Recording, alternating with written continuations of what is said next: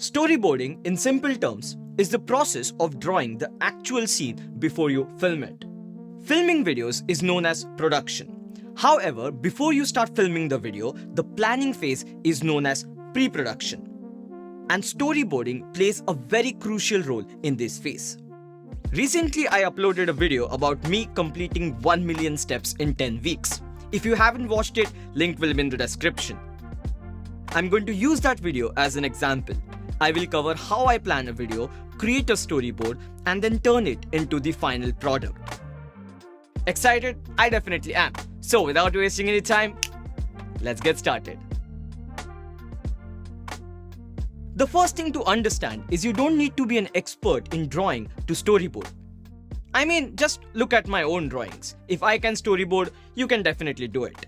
As long as you, and let's say if you're working with a team, understands what the storyboards mean, you're absolutely fine. The objective behind storyboarding is not to create beautiful drawings. It is to simply understand what you want to shoot. The first step in pre-production is not storyboarding. First, you prepare a rough script. With this rough script, you make a short list. What is it? Exactly what it sounds like, a list of the shots that you want to film.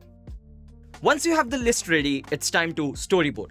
Now, you can do it on pen and paper. I prefer doing it on iPad. And the app I'm using is Milanote. A lot of filmmakers who inspire me use Milanote. And since I've started using it, it has made my planning process way more organized. You can try Milanote for free, link will be in the description. I have the script, the short list, the storyboards, the music, everything at one place. When you create a board, you get to choose from their inbuilt templates. Whether you want to create a storyboard, a mood board, a short list, you have several templates to choose from. And you can further customize it the way you want. You can have multiple boards inside a board and keep things organized. Usually, I prefer storyboarding sequentially because it helps you maintain a flow. I will give you an example. Watch this sequence first. But here onwards, every single thing that goes into my body is going to be measured. I'm going to eat close to 2000 calories every day. The only way I could sustain a calorie deficit for a long period of time is by experimenting with food. I have the sentence from the script broken down into different sections. I will storyboard them one by one. I have the cup right here. The milk will pour from the top, and I need a couple of foreground subjects that will be out of focus. I can even mention that here. Let's go over the bread sequence. As you can see, from the moment the bread comes out of the toaster to when I apply the butter on top, to the scene where the banana slices appear one by one, everything is drawn right here. If there are any important details that you cannot draw, you can simply write them down. How detailed should the storyboard be? As much as you want. It can be a simple drawing. For example, if I'm not sure about the location, I will just make a rough drawing and figure things out once I'm on the location. My primary goal with storyboarding is to figure out the camera placement and the framing. Rest is secondary. It should not be very complicated. This is what I do. There is no one particular right method to go about it. Everyone has a different style. You start storyboarding and you figure out what works for you.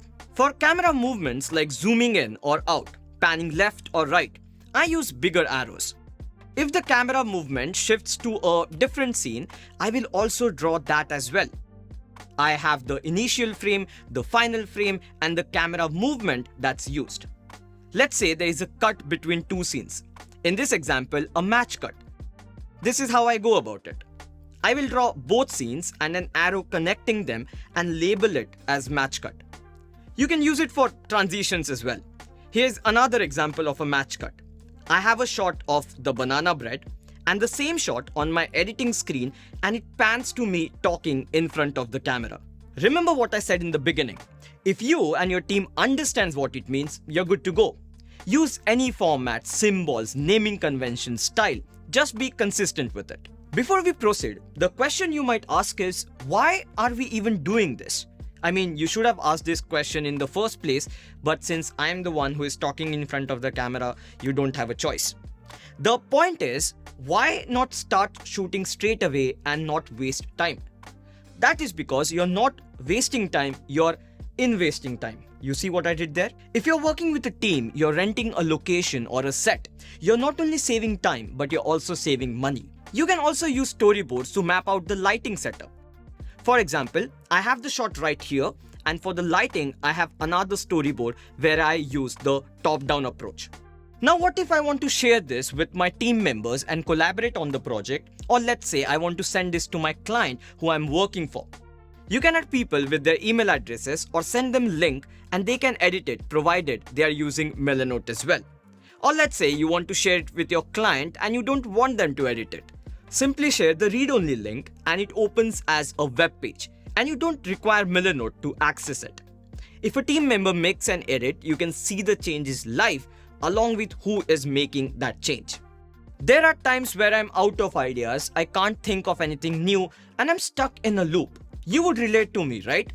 I think one of the best ways to get out of the loop is to look for inspiration. Inspiration can be in the form of anything, the movies or videos that you watch online.